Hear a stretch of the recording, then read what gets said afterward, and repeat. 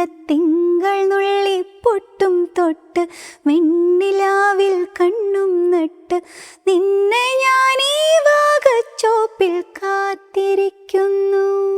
നമ്മുടെ മൈൻഡിൽ ആ ഒറിജിനൽ സോങ് അങ്ങനെ കിടക്കുകയാണ്, അത് രജിസ്റ്റർ ആയിട്ടുണ്ട് നമ്മുടെ മൈൻഡിൽ. അപ്പം അതിൽ നിന്ന് ഒരുപാട് ചേഞ്ചസ് വരുത്തി കഴിഞ്ഞാൽ നമുക്കത് ഒട്ടും ആക്സെപ്റ്റ് ചെയ്യാൻ പറ്റില്ല, വേറെ തന്നെ ഒരു ട്യൂണായി പോവും.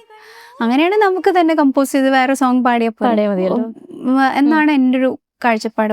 കുറേ ഇംപ്രൊവൈസ് ചെയ്ത് ഭയങ്കരമായിട്ടുള്ള സംഗതികളും ഒക്കെ പാടിയിട്ടുള്ള ഒരു കവർ വേർഷൻ ചെയ്യുന്ന സമയത്ത് അതിൻ്റെ ആവശ്യമില്ല.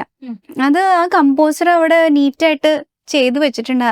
അദ്ദേഹം ഉദ്ദേശിച്ച രീതിയിൽ അദ്ദേഹത്തിൻ്റെ മനസ്സിലുണ്ട് അത് ഈ സിറ്റുവേഷനും ഒക്കെ ചേരുന്ന രീതിയിലുള്ള ഒരു ട്യൂണാണ് അദ്ദേഹം അവിടെ ചെയ്ത് വെച്ചിരിക്കുന്നത്. അപ്പം അത് നമ്മൾ അലങ്കോലപ്പെടുത്തേണ്ട കാര്യമില്ല.